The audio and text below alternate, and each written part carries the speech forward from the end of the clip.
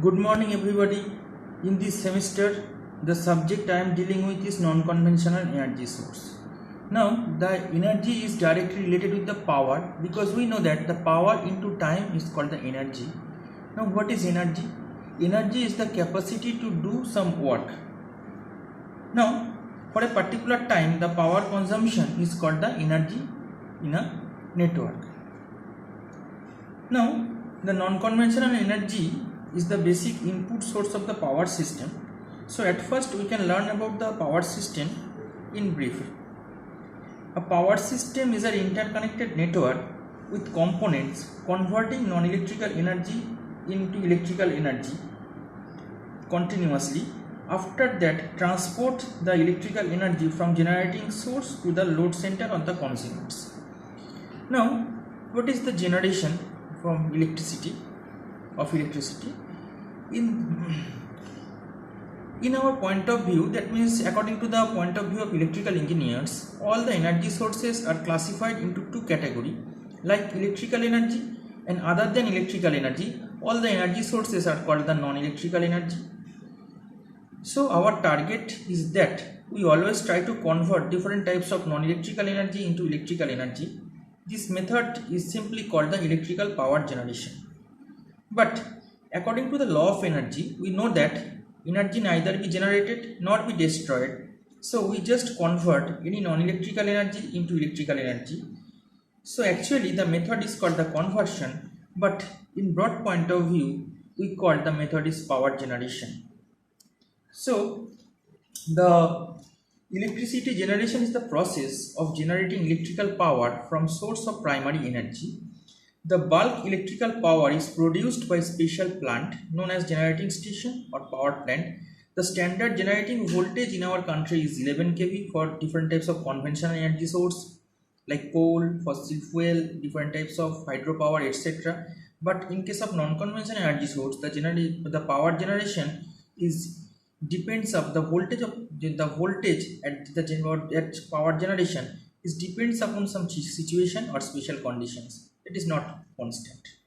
Now, the what is the now electrical energy sources are generally two types, like conventional energy source and non-conventional or renewable energy source.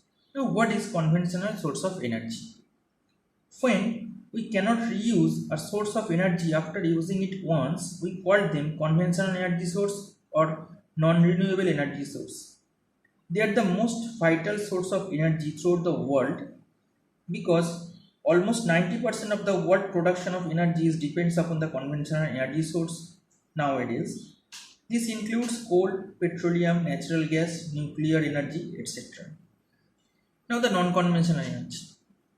As the consumption of energy grows, the population depends more and more on fossil fuels such as coal, petroleum, natural gas day by day. So we need to use more and more renewable energy sources. These are the pollution free and hence we can use this to produce a clean form of energy without any wastage, and the running cost of the generation is also minimum.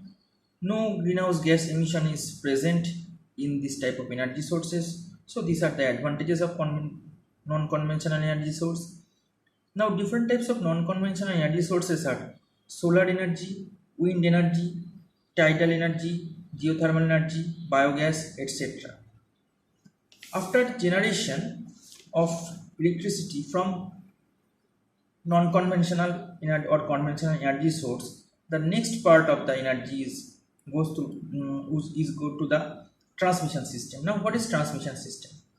The longest path of the network in between the generating station to the load center or substation is called the transmission system. The transmission line is generally longest path of the power system. The voltage at transmission line is very high, and the voltage may be AC or DC. Because there are some lot of advantages of high voltage transmission system, because the initial investment cost of the high voltage transmission system is comparatively low.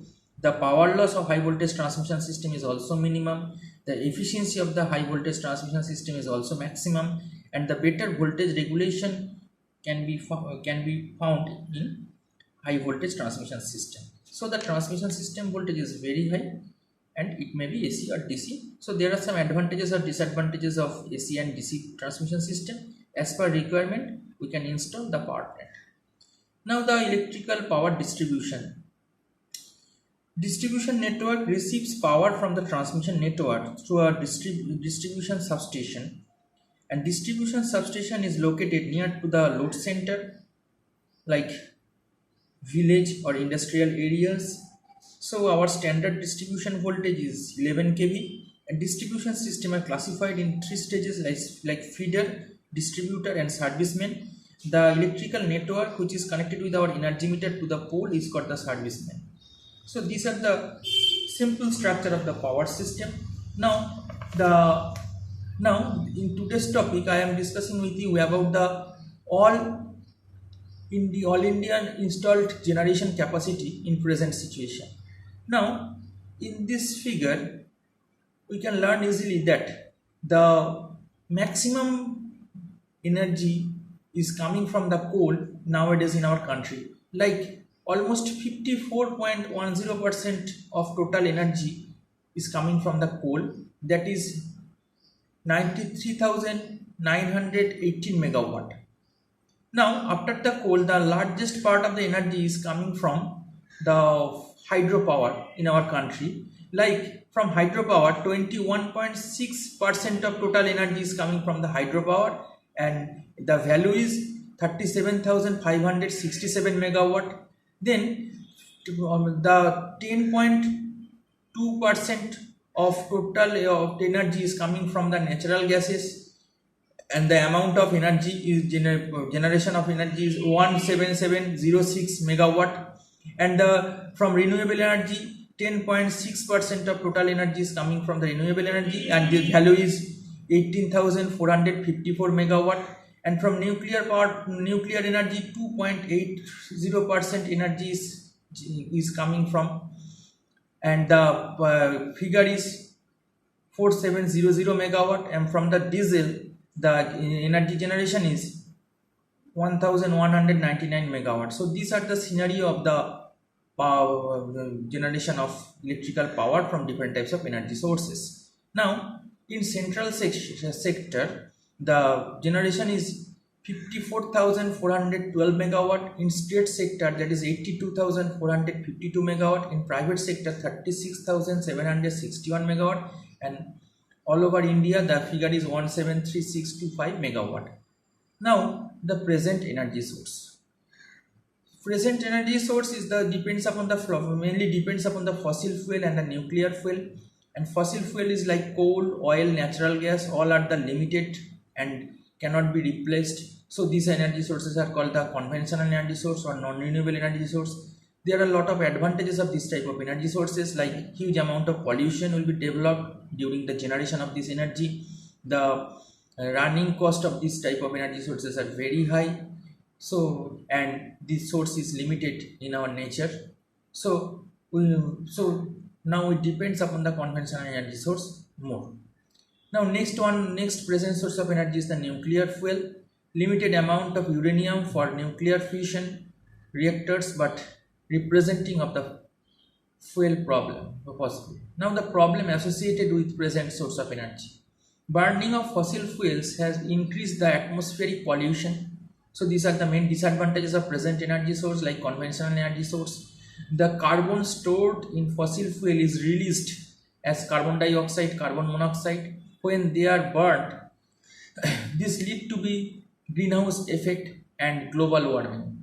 Now the nuclear fuel produced radioactive wastage. This wastage is dangerous for health, for human life and all other living things. Now why do we need the renewable energy?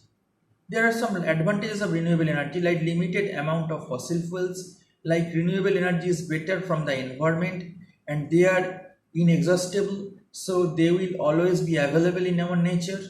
Next point, they are clean and will not damage the earth. Next, there are several types, so one or more of them is present in each country at a time. The most natural sources can be used on small scale and serve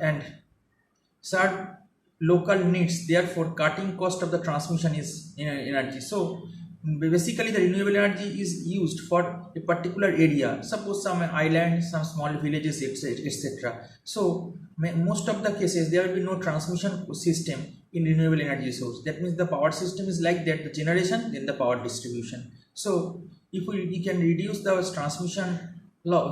transmission cost, then the huge initial investment cost can be reduced by the help of renewable energy sources. Now, less running and maintenance cost is also required in these energy sources. The solar power is the main vital renewable power or renewable energy. For example, in case of solar power, the maintenance is very minimum. That is, just cleaning is the only maintenance of the solar system. Now, characteristics of energy.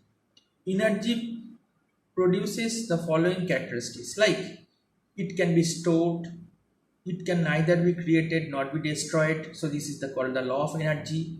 It is available in several forms.